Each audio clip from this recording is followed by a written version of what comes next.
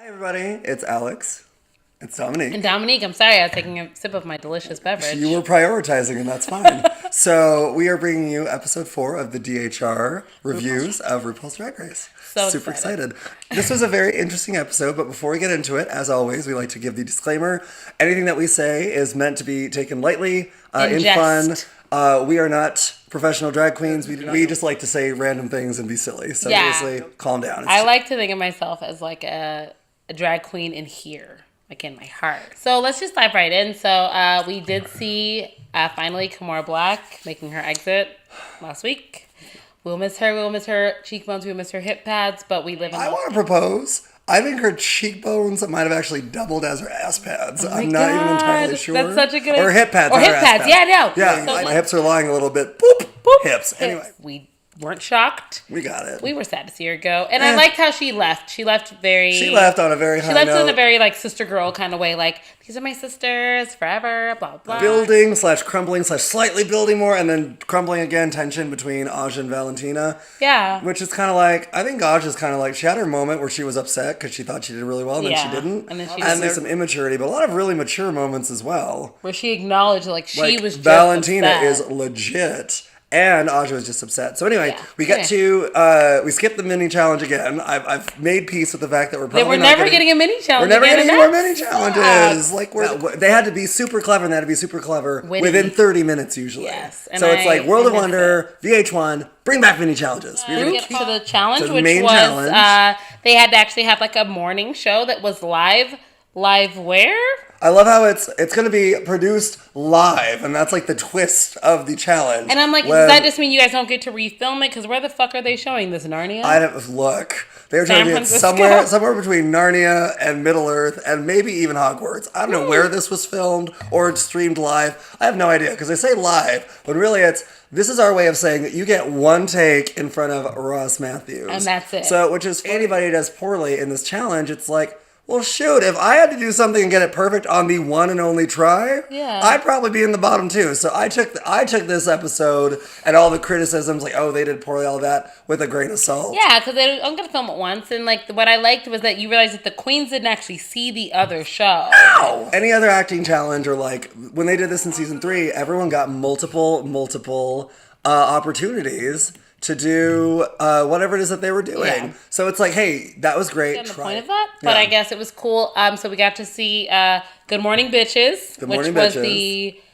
Aja-led team. And then we got to see Not On Today, which was the Trinity-led team. Yes. Which, okay. Well, no. If you had to lip sync for your life, which means you effectively lost the last challenge hardcore, why do you get to lead a team all of a sudden? Valentina went from, I think, the week before, if not 2 weeks before, being the last one picked to being the first one picked, which gets back to our point about Aja. Aja talked a lot of mess, but the split second she's on camera, she says, hey, Valentina's obviously doing something right. Let me see if I can build on whatever that might be. And get them to like me. See if I can learn something from her. And I'm like, that's mature. That is mature. Aja's biggest weakness is that she is overconfident. Like she said it herself. She has a self-awareness. But I feel like if she asked for more help, very similar to Pheromone when she was struggling, ask for help. Like, remember when Adora Delano didn't cinch her waist and she had a hog body? And then finally she had the nerve to go, I have a hog body. Could you help me? And then Bianca Del Rio was like, I think we're remembering this 2 different ways. Maybe she didn't ask. I was like, Bianca just said, I'm sick of looking at your hog body. Bianca just got, I need some freaking competition, and you might stick around, so let me go ahead and help you out so that the people next to me on my way to the crown can look better. Anyway, so what was it? So we have the daily shows. We start off with Alexis and Pheromone. To be honest, it wasn't much to write home about. Yeah, oh my God. You know Alexis what's funny? I completely forgot that Alexis was one of the anchors. Alexis Michelle, my jappy queen of all. Stop blending into the background. I didn't even remember her at all. Oh my gosh. I remembered Pheromone because those acrylic toenails will haunt me in my dreams. Yeah, no, and it's like, I love Alexis Michelle. She is still so beautiful. She's still one of my favorites, but I'm like, oh my heavens, we really need to see you shine. We need to see your personality. Like, don't be a Yensa, just be like yourself. Oh my gosh, and it's like, sorry about it. Okay, who did the entertainment? That was Valentina and Aja, which I felt didn't go well. And here's the thing, you guys. But it was very flat, and that's because Valentina was doing the intros, and then Aja would just go, next. I know the fall of their duo is probably going to fall on Aja anyway, because everyone loves Valentina. But I'm like, it's not like Cynthia Lee Fontaine and Charlie Hyde, where it's like Cynthia's super fun and great, and Charlie's just kind of like super serious or anything like that.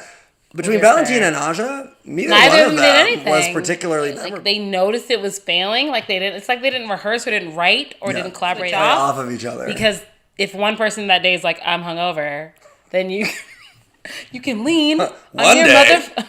Listen, we drink during so that we don't have hangovers anymore. This is true. But you can lean on the other person to really give you something to play off. Exactly. Then we come to Shea Coulee and Sasha Velour, which, I mean, that could have gone so many different ways, and it went so well. It was literal perfection. Yeah. They really knew what they wanted to do. They knew, and they didn't. Someone who likes to make people laugh. The split second you get someone like Ross Matthews laughing, you just keep talking. You keep going. You keep talking until he stops laughing, and even then you're like, "Oh, we quit laughing like 3 jokes ago. Keep trying. Keep going." Exactly. Fucking. It was great. The like sexual tension between the two, and I'm like, I truly think that if Sasha wasn't in a committed and successful relationship, go girl, that would happen. See, and I gotta be honest, I have not had much of a desire to watch two queens kai.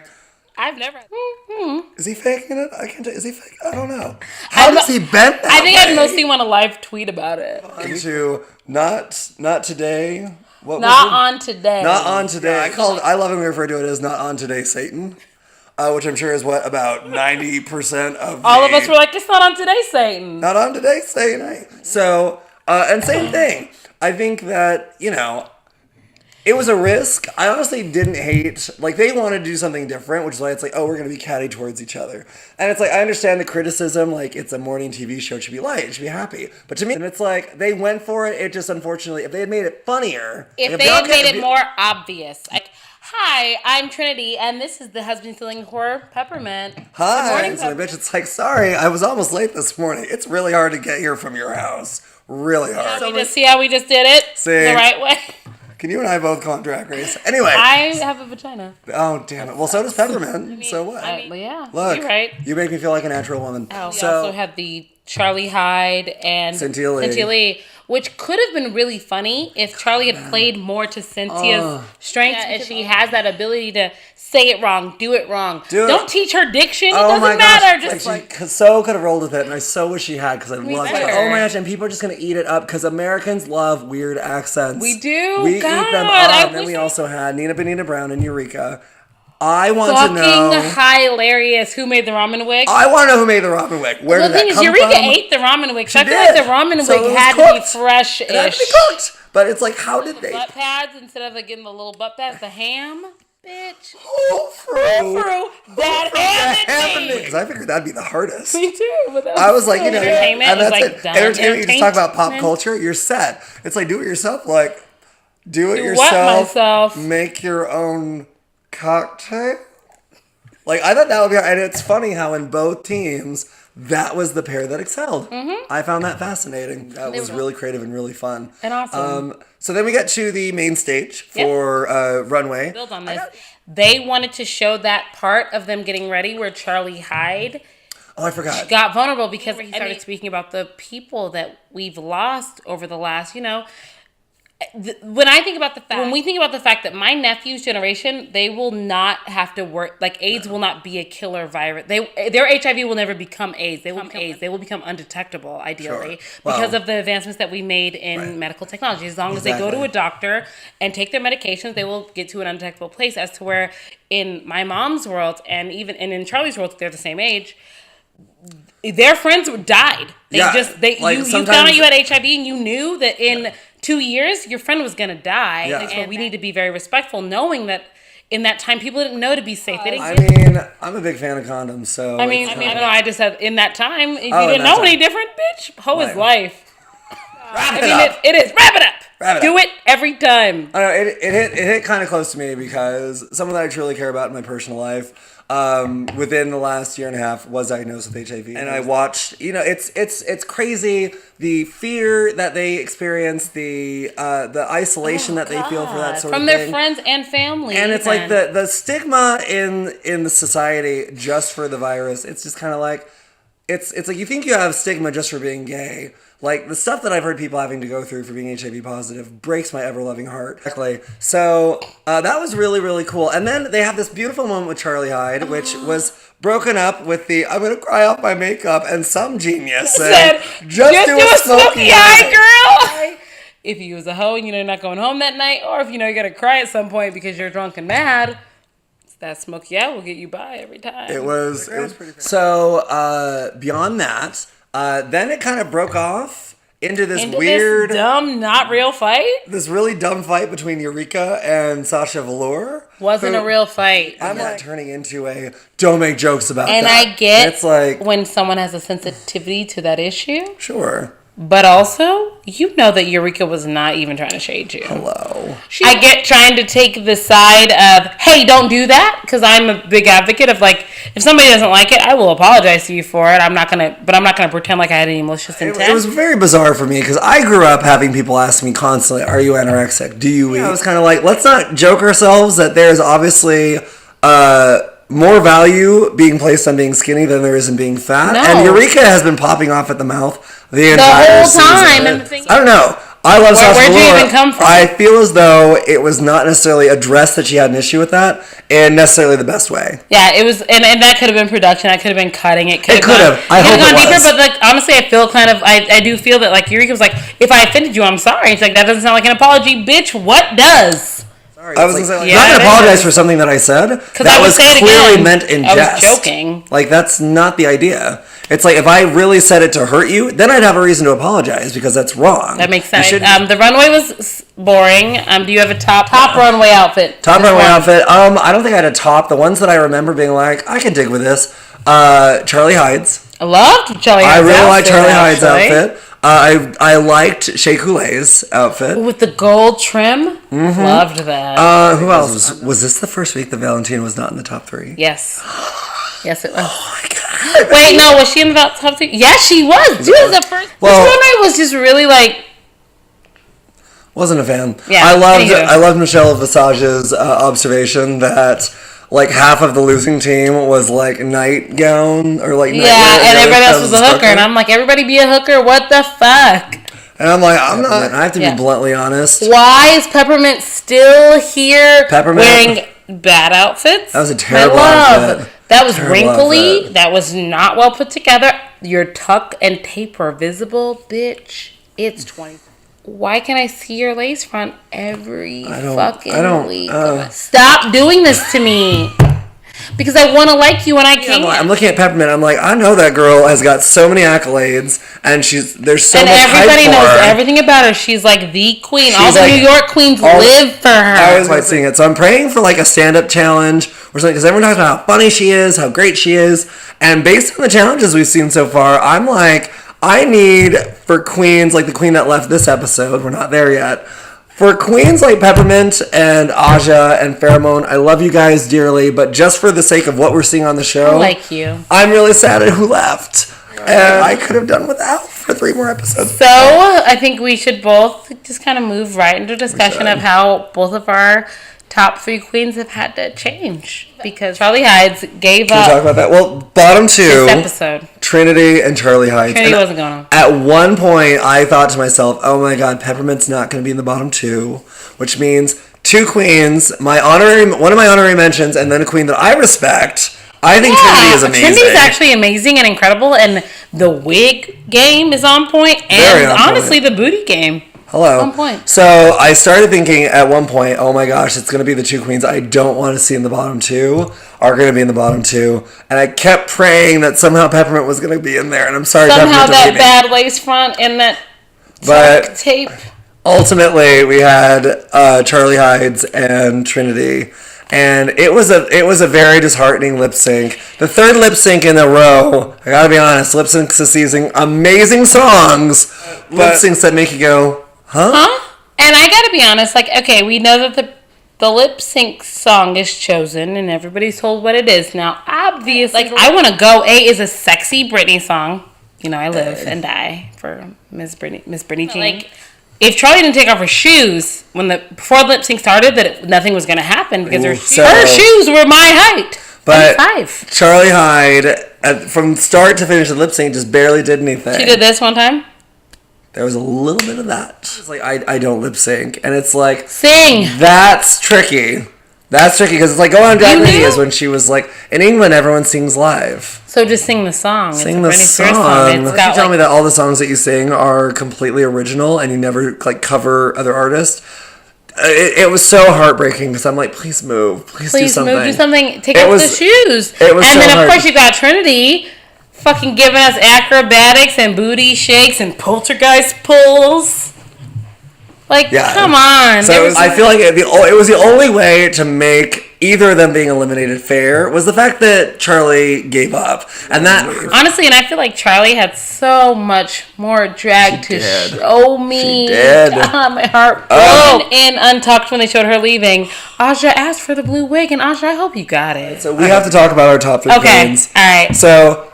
Obviously, my system so far has been, my top 3 have been Sasha, Alexis, and it was an honorary between Valentina and Charlie Hides. They were neck and neck. And then Charlie kind of edged out Valentina because Valentina's perfection. A funny queen is always going to edge out a pretty queen. Yeah. Sorry. So, for me, we lost Charlie.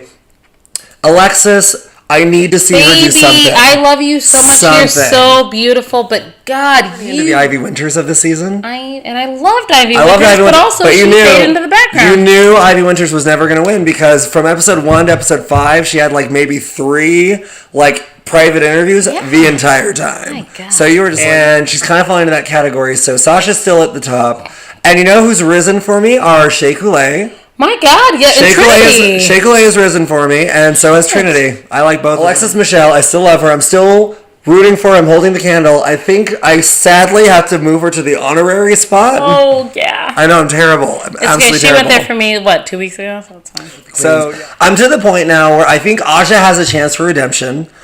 I'm praying Pheromone shows us something. So I did definitely have Charlie Hides in my top 3 this entire time, so I think mine have become... Shea, fucking Shea. I'm lying. Sasha. So Sasha still, honestly, I love a weird, cool queen all the time. Valentina, because I like perfect people and fuck yeah. Shea is gonna wiggle her way into my top. See, she's edging out a war between her and Trinity. Yeah. And Alexis. As much as I love you and your thickness, I need to see it. It needs something soon. You know what's happening within either the next episode or the episode after? What? Snatch Game. Snatch Game. I think it's going to be not next episode, but the episode after. Okay, that's fine. I hope. I hope too. So, do we have anything else that we need to talk about? DragCon's coming up, and we're going to be there. We are going to be. For 4 of you that have made it to the end of this episode, and I'm using the number 4 very generously. Hi, Mom. Anyone that's made it to the end of this episode, if you're going to DragCon, we are going to be there. And you might see one of us in a gender inappropriate outfit. Gender appropriate outfit? I mean... It doesn't You'll matter. have to wait and see. Gender is a social construct. It's true. It's absolutely true. We're all born naked anyway. So, this is drag. This is absolutely true. This weave is drag. Everything's drag. Everything is drag. This weave is drag. So yes, we ran a little bit long today, but we're still having a lot of fun throwing these videos together and sharing our opinions that maybe 17 of you still watch things. I don't care. Anything, as always. Thank you, though. Yes. Everything is in jest. Please comment, subscribe. Don't subscribe and then comment why you didn't subscribe. Exactly. We're now trying to live tweet. Next week, I won't be there, but I think Alex will still be live tweeting. I might still be there. I'm going to do my best. I'm going to see Steely Dan with my mom. So priorities. I know. So you can follow me at DHR Domo on Twitter. You can also follow us on Instagram at DHR _RuPaul's Drag Race. And then our Alex's Twitter account. Which is DHR, it's either DHR _Alex, that's mine. And then also, if you agree with anything that we've been saying, we'd love to hear comments. If you disagree with anything we've been saying, we'd love to hear your comments even more. I was like, we love various opinions. We love differing opinions because drag is very subjective and nothing's going to work for absolutely everybody. So keep the conversation going. It's awesome. It's like we appreciate you guys sticking it out with us as long as you have. I am Alex. I'm Domo. Thank you guys so much for watching. We love you. Bye.